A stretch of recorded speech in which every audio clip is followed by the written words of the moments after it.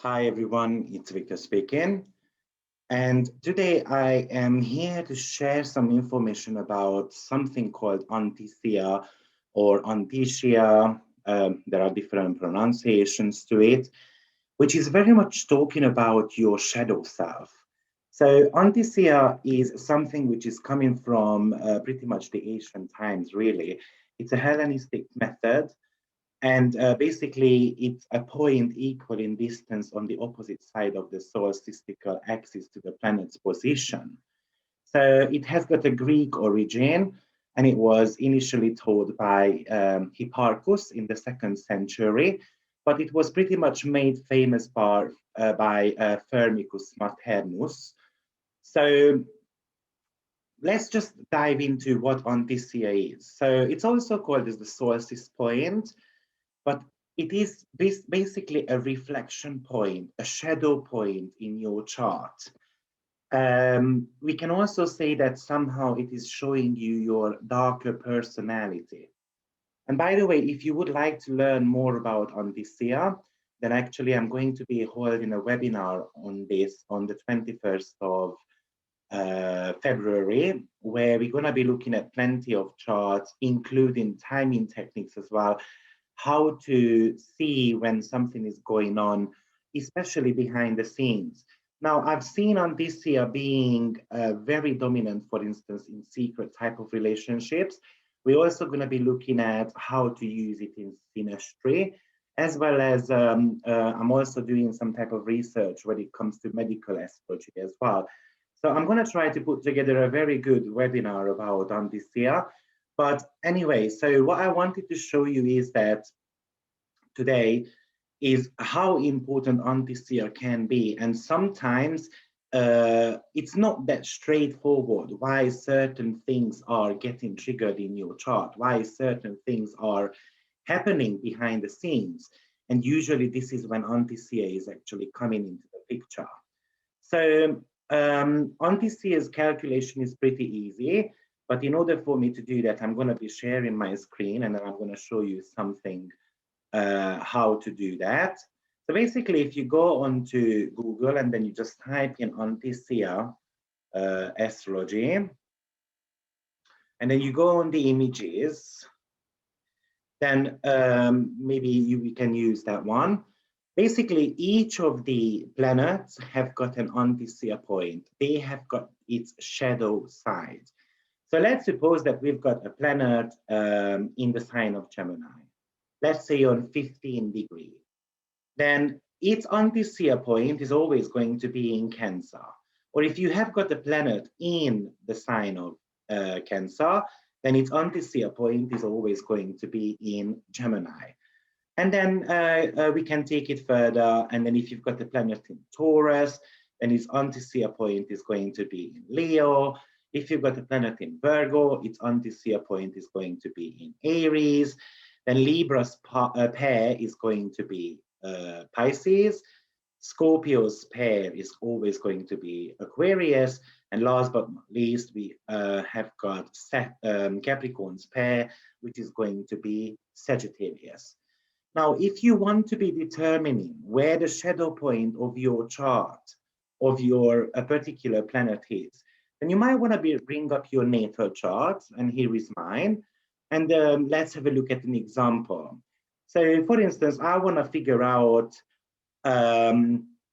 let's say, something to do with my relationships. So, my relationship house is ruled by Mercury. So you might want to be calculating where Mercury's Antiscia point is. So we can see that Mercury is on 21 degrees of Capricorn. Now, if we go back to our diagram, we can see that Capricorn's Antiscia is always going to be in Sagittarius. Now, we do know that a sign has got 30 degrees. So all you have to do is take 21 away from 30, because Mercury is on 21 degrees. However, if it was on 14 degrees, then you would be taking away 14 from 30. So 30 minus 21, that's going to be approximately about 9 degrees. So Mercury's Antiscia point is somewhere around 9 degrees. You need to be taking into account the minute as well, but for simplicity reasons, I've just rounded the degrees up or down so that we don't need to do so much calculation. But so we know that Mercury's Antiscia point is going to be somewhere in Sagittarius around 9 degrees. By the way, my program also does that. So when I go on to Mercury line, I can see that Mercury's Antiscia point is on 8 degrees, 38 minutes of Sagittarius. Now, straight away, I can see that there is conjuncting Uranus. Now, Antiscia always acts like a conjunction. And today I'm just going to be sharing information about Antiscia, but there is something called contra Antiscia as well, which is acting like a opposition, but today we're not going to be talking about that. So imagine that my relationship planet is actually having a conjunction with Uranus. So what does that mean for us? So Uranus is all about freedom. So first of all, it could be very, very typical for the person to protect their freedom when it comes to relationship. So it could indicate that maybe it's a little bit harder for the person to settle down because they want to be free, they don't want to get bogged down, and so forth. And most probably, if you just had a look at the ruler of Mercury, which is in Capricorn, and Capricorn is the sign of commitment, seriousness, probably you wouldn't assume that maybe I've got some type of hardship when it comes to relationship. Of course, there are other indications as well in the natal chart about the relationship, but today we're just going to be focusing on that. But if you had a look at Mercury, probably you wouldn't assume that maybe I am a person who might be struggling in relationship departments. And by the way, I do struggle. And so this Antiscia point is a shadow point. So there is something going on behind the scenes. At one point in my life, it got activated, which might be the reason why the relationship department is something which is a little bit hard for me. Okay, so I hope that makes sense so far.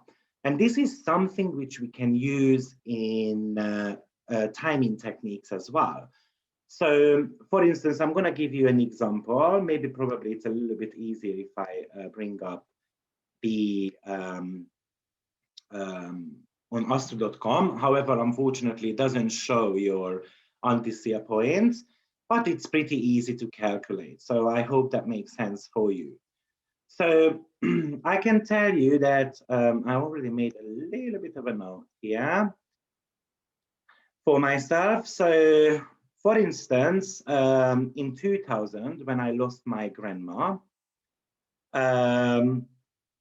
who was extremely important to me. And by the way, it's very interesting that I'm making this video for you today because today is the 21st year anniversary of her death. But basically, transiting Chiron, sorry, the solar arc Chiron was actually conjuncting the natal Mercury's contra Antiscia. So what does that mean for us? Let's just have a look at what's happening. So Mercury's Antiscia point is on 8 degrees Sagittarius, and the contra Antiscia is 8 degrees of Gemini. By the way, contra Antiscia is always opposite from your Antiscia point, and it acts like a conjunction, an opposition. So what we can see here is, going back here, that you can see that Chiron, if we scroll down a little bit, you will be able to see its degrees. Chiron, right there, it's on 9 degrees of Gemini. So we're going to be giving 1 degree orb, and it's conjuncting my Mercury's contra Antiscia. What is Mercury? So first of all, Mercury is somehow ruling the relationship department. It's something to do with family, the roots, and contra Antiscia acts like a opposition. So it's something to do with how I pursue my social status, because the 10th house is somehow triggered with the Uranus. Uranus is something to do with sudden events, and Chiron is, of course, an emotional wound which we bring with us, and somehow this is a Mercurian related activity. By the way, what's also important is that Mercury in my natal chart is the 8th sign away from the 4th house. So that's the house, 11th house is the death of a family member. And this is exactly what got activated in my natal chart by a contra Antiscia. And I'm going to take it further, because remember I spoke about this Mercury in my chart, for instance, that Mercury's Antiscia is somewhere around 8 degrees of Sagittarius. It's conjunct in my Uranus. And can you see that this is exactly what got activated in my natal chart by solar arc?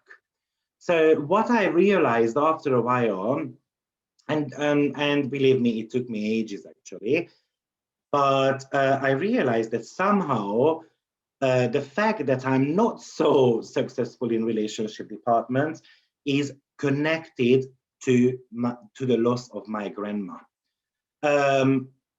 Just a little bit of a personal story. I was in kind of love with my grandma, so we had a very strong bond. So I can definitely imagine that when that bond broke, then obviously my subconscious started storing, that, oh, you are not lovable, and some type of self-worth matters. And when you look at where Chiron comes from, you can see that Chiron is coming from the 3rd house, which is all about the practical way of thinking, right? And wherever Chiron is in your chart, that's where you get somehow wounded. So this is what I am going to be sharing with you more in details on the Antiscia and contra Antiscia class on the 21st of February. It's going to be about 3-hour class, and I think it's such a useful technique to dive into a lot deeper when it comes to your psychological blockages, where some of your fears are coming from, and you can do this with every single house of yours. If you are struggling financially, you might be able to figure out what can be behind the scene. Great, so I hope you enjoyed this video. If you did so, please press like and also ring the notification bell and share my videos with others as well, so we can learn more and more about ourselves. Thank you very much and have a blessed day, everyone. Bye-bye.